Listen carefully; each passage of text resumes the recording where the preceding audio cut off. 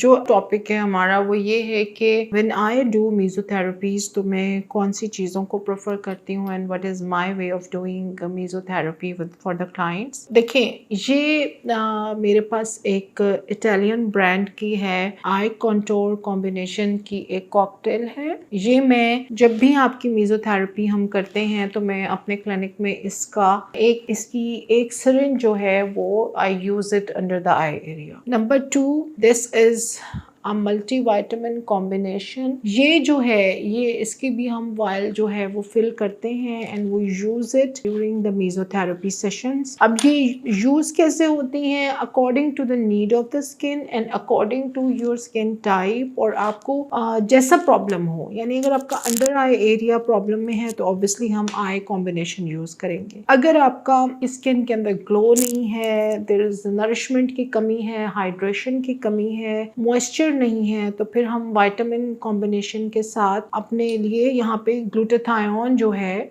वो यूज कर रहे होते हैं। ये कॉकटेल हम यूज कर रहे होते हैं। इसका हम पोर्शन ले लेते हैं बीच में से। अगर मिलाजमा है तो उसके लिए हम ये ट्राजामिन जो होता है ये इसकी प्रॉपर मेसोथेरेपी आती है, प्रॉपर ये इटालियन मेसोथेरेपी है और ये हम इसका भी पोर्शन यूज करते हैं for those who are suffering from melasma. अच्छा, कुछ लोगों को अल्टीमेट ग्लो और बूस्टिंग चाहिए होती है बिकॉज उनकी शादी है या फंक्शन है या घर में कोई तकरीब है and things are pretty close, तो फिर उनके लिए ये वाइटनिंग ग्लूटाथायोन का हम पोर्शन ऐड अप करते हैं इन द कॉकटेल। अच्छा, फिर अगर आपका हमें लगता है कि कॉम्बिनेशन स्किन है, स्किन जो है उसके अंदर बहुत ज़्यादा टोन्स आ रही हैं, there is not a single layer जिसके अंदर हम स्किन को प्रॉपरली आइडेंटिफाई कर सकें कि माथे का कलर कुछ और है, अंडर आई एरिया कुछ और है, साइड से कुछ और कलर है, टी जोन बिल्कुल डार्क हो रहा है, तो उसमें हम ये एंटी मिलानो थेरेपी होती है इसका पोर्शन यूज करते हैं विद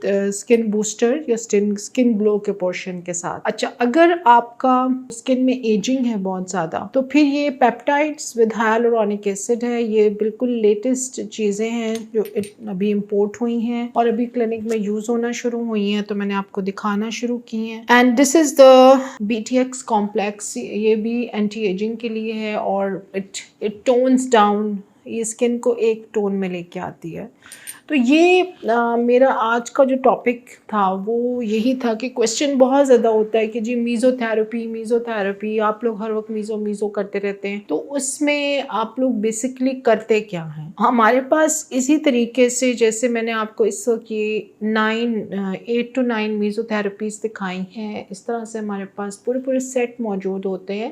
इटालियन, फ्रेंच, UK के, चाइनीज़, कोरियन। यूजुअली चाइनीज़ मैं नहीं रखती हूँ क्योंकि मुझे उनकी समझ नहीं आती है, और ये दूसरे ब्रांड्स जो हैं ये अकॉर्डिंग टू योर बजट और according to the need of the skin वो हम उसका पोर्शन डिसाइड करते हैं और वो हम एज अ मेसोथेरेपी ऐड करते हैं। सीरम्स जो हैं बेसिकली वो ये जो मेसोथेरेपीज होते हैं ये प्रॉपरली इंजेक्ट की जाती हैं इन द एरिया। ऑल्दो अगर कुछ क्लाइंट्स जो हैं वो कंफर्टेबल फील ना कर रहे हों या उन्हें पेन का ज़्यादा इशू हो तो उनको फिर हम ऊपर डाल के टॉपिकल एप्लीकेशन विद डर्मापेन के साथ भी मेसोथेरेपी कर देते हैं विद डेप्थ जितनी के उस एरिया में रिक्वायर्ड हो। जैसे कि अंडर आई एरिया में आप डर्मापेन की डेप्थ ज़्यादा नहीं रख सकते, इसी तरह फोरहेड पे आप डर्मापेन की डेप्थ ज़्यादा नहीं रख सकते क्योंकि वहाँ बोन बहुत करीब होती है, ऊपर मसल थोड़ा होता है। नोज़ के ऊपर आप डर्मापेन की डेप्थ नहीं रख सकते, तो जहाँ जितनी डेप्थ रिक्वायर्ड होती है, नेक के ऊपर जितनी रिक्वायर्ड होती है उतनी रख के हम इसको स्प्रेड कर देते हैं और स्प्रेड करने के बाद हम इसको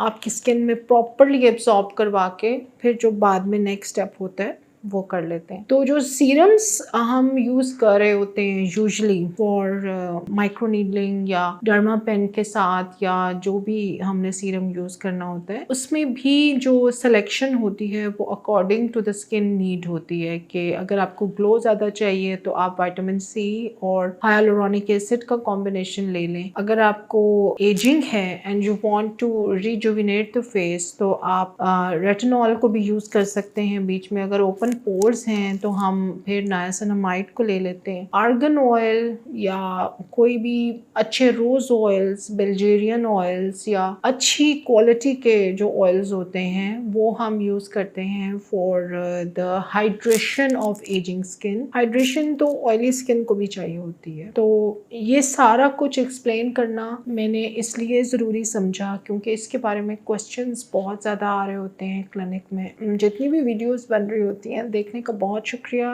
आई एम रियली थैंकफुल कि आपने वीडियो देखी। अगर आपने वीडियो देख ली है तो काइंडली इसको आप लाइक और सब्सक्राइब भी कर दीजिए ताकि नेक्स्ट आने वाली वीडियो जो है वो आप तक पहुँचे। अभी हम कॉस्मेटिक गायनी के जो टॉपिक्स हैं उनके ऊपर ट्यूटोरियल लेक्चर्स शुरू करने लगे हैं, जिसमें मेरी कोशिश है कि हम आपको उन तमाम टॉपिक्स के बारे में तफसील से बता सकें कि जो ख़वातीन किसी से बात नहीं करती हैं और वो टॉपिक्स उनके अंदर ही अंदर पक रहे होते हैं कि ये मसाइल हमारे हैं जो अब शायद डिलीवरी के बाद सॉल्व नहीं हो सकते।